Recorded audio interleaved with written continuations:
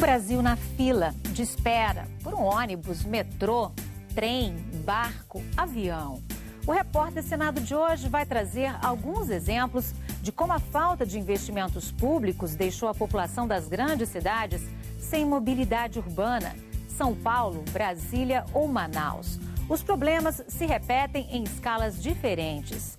Nos aeroportos, os planos de obras e a contagem regressiva para atender às demandas dos grandes eventos que o país vai sediar. Vamos começar mostrando o estudo mais recente da ANTAQ, a Agência Nacional de Transportes Aquaviários, que traça um panorama do transporte fluvial de passageiros na região norte. Fomos a Manaus, uma das 12 cidades sede da Copa, que também enfrenta dificuldades no dia a dia com o transporte público.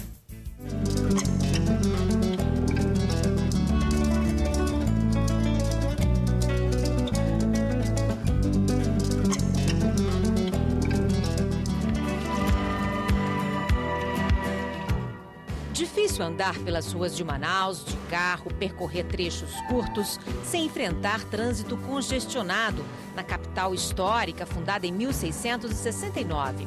O centro econômico da região norte tem uma população em torno de 1.800.000 habitantes, que enfrenta os mesmos desafios de outras metrópoles brasileiras.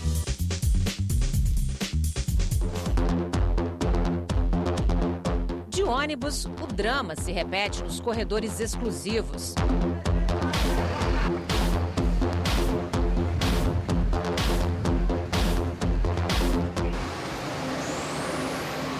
O cidadão, o estudante, o trabalhador que depende do transporte coletivo sofre no dia a dia da cidade lenta. O horário de pico que chamam, de noite, 6 horas e tal.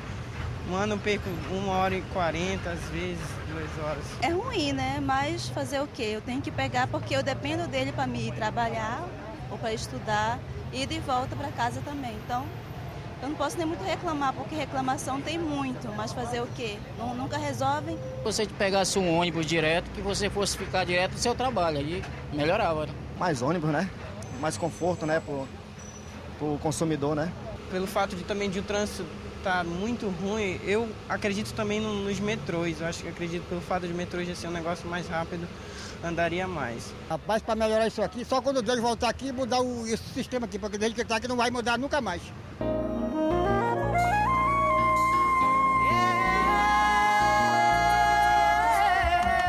Da capital do Amazonas para os outros 62 municípios, o barco é fundamental. A construção da ponte Rio Negro trouxe alternativa para se chegar à BR-070, mas o transporte fluvial movimenta 519 mil passageiros por mês e 454 mil toneladas de cargas, sem contar as embarcações particulares e de recreio. Nós temos cerca de 28.500 embarcações regulares em toda a jurisdição, e a gente estima que esse número total de embarcações navegando na jurisdição seja de cerca de 45 mil. Ou seja, estima-se que teríamos 16 mil aproximadamente embarcações não regularizadas navegando em toda a jurisdição. O Amazonas tem 30 terminais para travessia de carros, caminhões e todo tipo de mercadoria. Este é o terminal expresso de passageiros da Ceasa.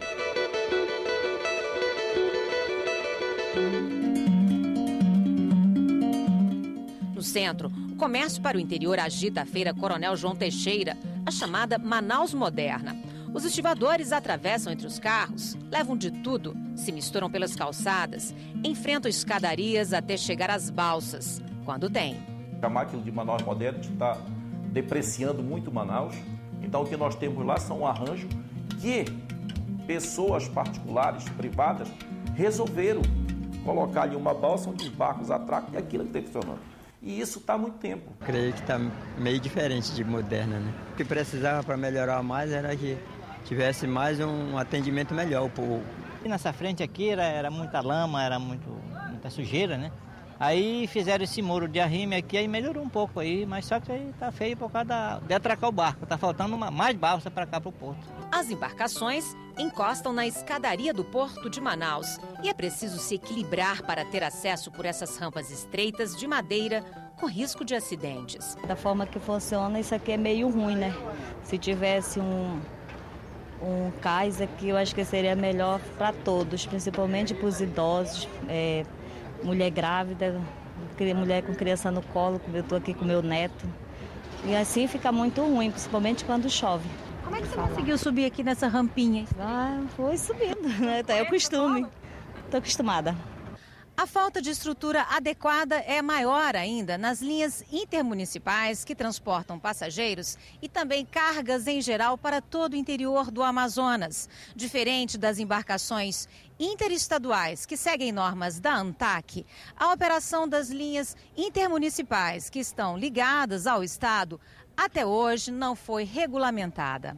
O que acontece hoje é que nós não temos nem em Manaus e nem nos municípios, com raríssimas exceções, muito poucos municípios. Eu diria que deve ter uns 10 municípios aí com condição de atracação desses barcos num porto organizado, para que a gente possa realmente organizar.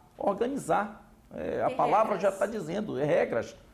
Olha, seu horário de embarque é X, você pode descer a mercadoria até às 15 horas, a partir das 15 horas só desce passageiro e o barco vai sair às 18. É muito comum se observar que os desastres ocorridos na região é em função do peso exagerado que se coloca em relação à carga e ao número de passageiros. Este barco faz a linha para Urucurituba em 12 horas de viagem.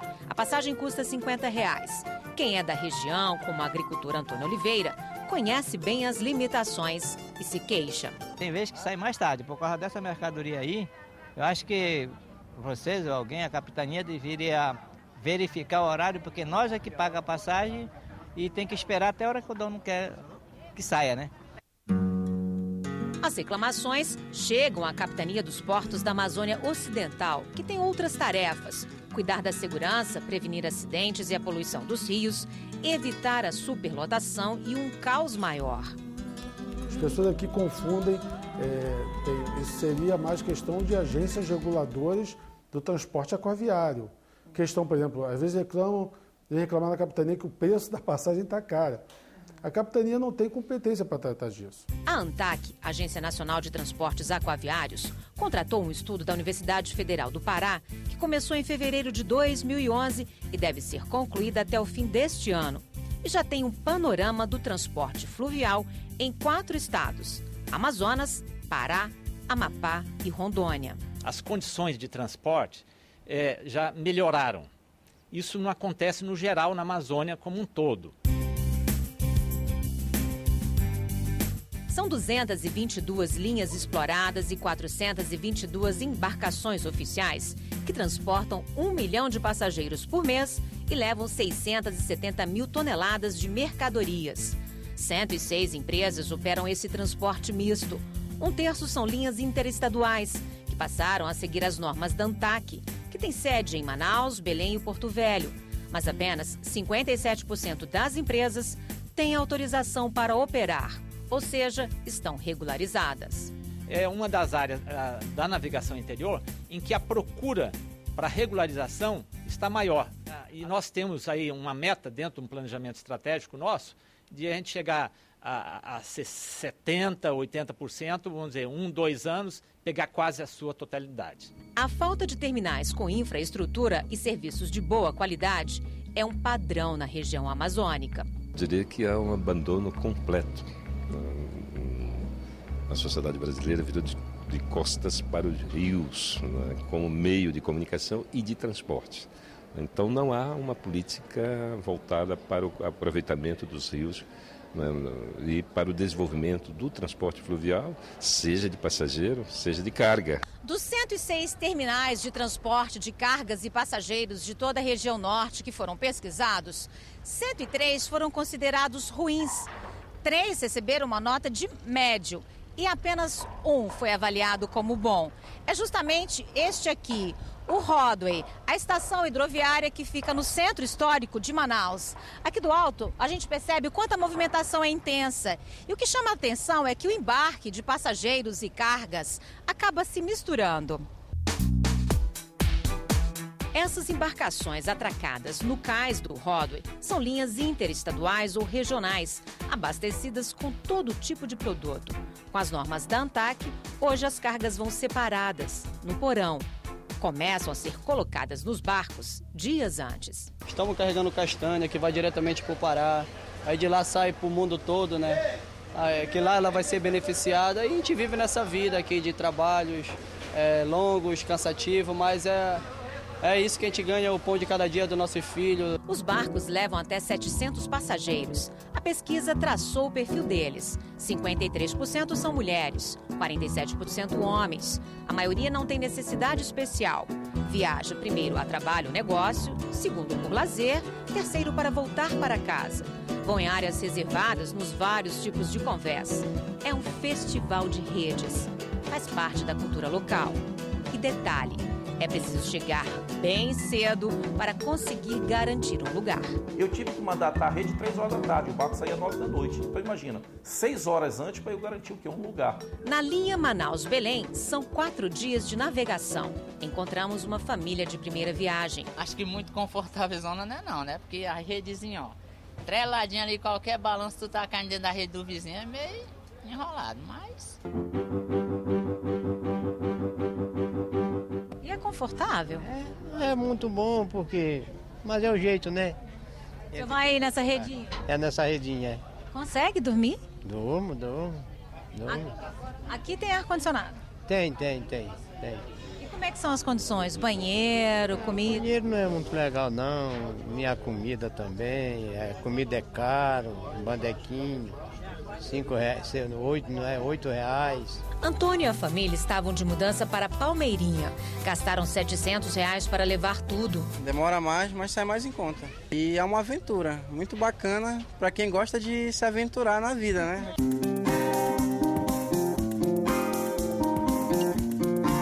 Já o bombeiro Elailson Barbosa pagou R$280 para ir de camarote, com cama e banheiro mais reservado.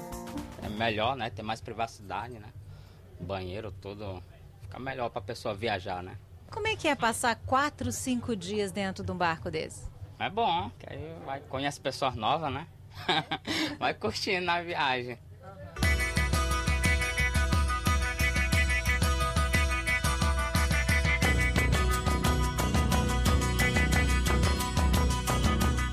No Rodway, os caminhões de carga pagam tarifa e chegam até o navio para embarcar os produtos.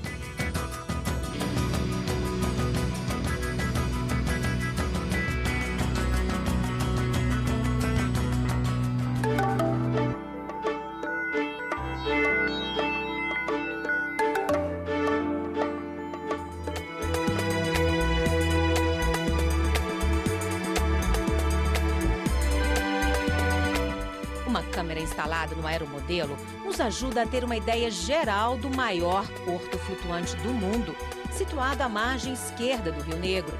Ele foi construído por ingleses no início do século XX, 1902. Hoje está arrendado a um consórcio de empresas privadas. É um dos poucos terminais da Amazônia que tem controle eletrônico na entrada, bilhetes impressos, informações atualizadas nos monitores, uma praça de alimentação climatizada, um certo conforto para os passageiros.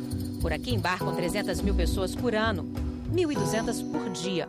Outras 15 mil transitam no flutuante, que tem uma vista panorâmica. E para a tecnologia que a gente tem hoje, poderia ser melhorado. O que falta? Acho que um pouco mais de conforto, né? Um pouco mais de zelo, um pouco mais de limpeza também, que eu acho que não somente pelo pessoal que produz aqui, o pessoal que trabalha aqui, mas o pessoal que frequenta também. E, infelizmente, uma briga judicial entre a empresa e o governo do Estado atrapalhou os investimentos, tanto da empresa privada, que não pôde mais fazer investimentos em função da briga estabelecida com o governo do Estado, quanto o prejuízo para a população.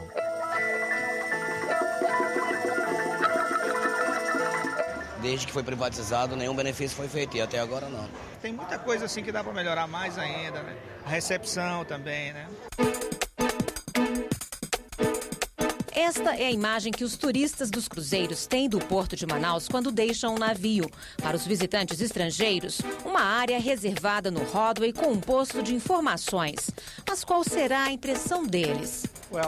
Pergunto ao casal de americanos de Miami. Jim responde que não é um terminal fácil para desembarcar. São 700 pessoas saindo do navio. É difícil encontrar um lugar para fazer compras. Ninguém fala inglês, eu não falo nada de português. Diz ele que reclama ainda da falta de sinalização. A mulher de Jim concorda com ele.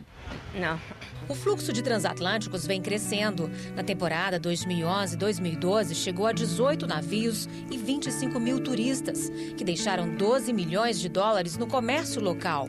Mas tem uma desvantagem. Toda vez que chega o navio transatlântico a Manaus, ele ganha prioridade no terminal e ocupa a plataforma usada no dia a dia pelas embarcações regionais. Com isso, elas precisam ser transferidas para aquela outra área ali, o que torna a operação de embarque dos moradores, dos passageiros locais, mais improvisada, menos confortável.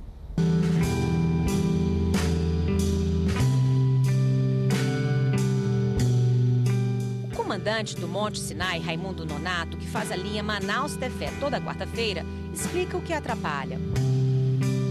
Não tem onde a gente descarregar, não tem onde a gente pegar carga, tudo atrapalha a gente. O que ficaria melhor aqui, que você acha que deveria fazer? Só um porto para recreio. Veja como fica o Porto de Manaus com o navio de turismo e sem o cruzeiro.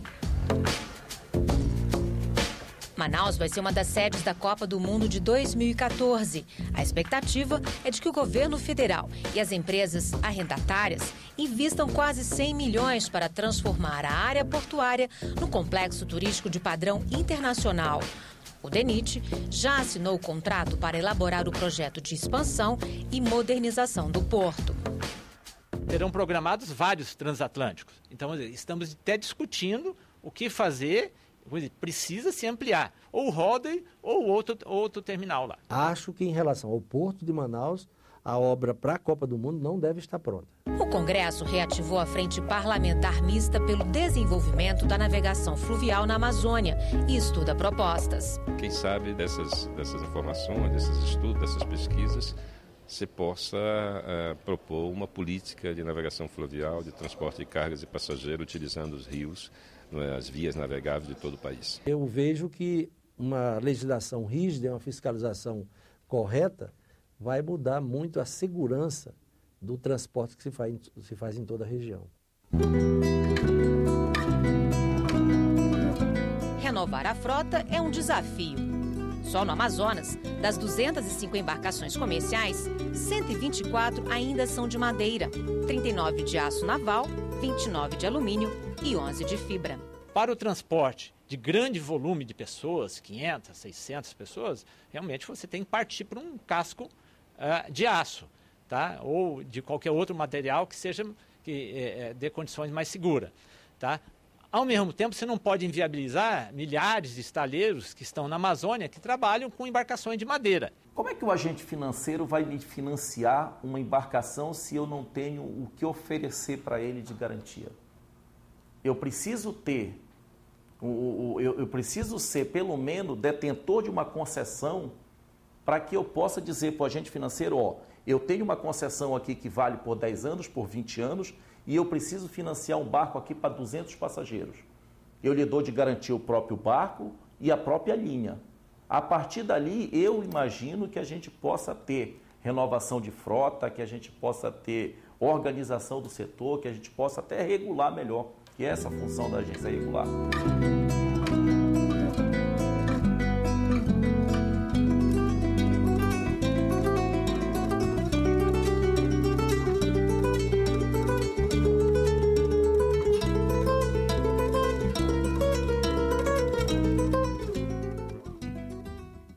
Veja a seguir o drama de quem depende do transporte coletivo na maior cidade do país.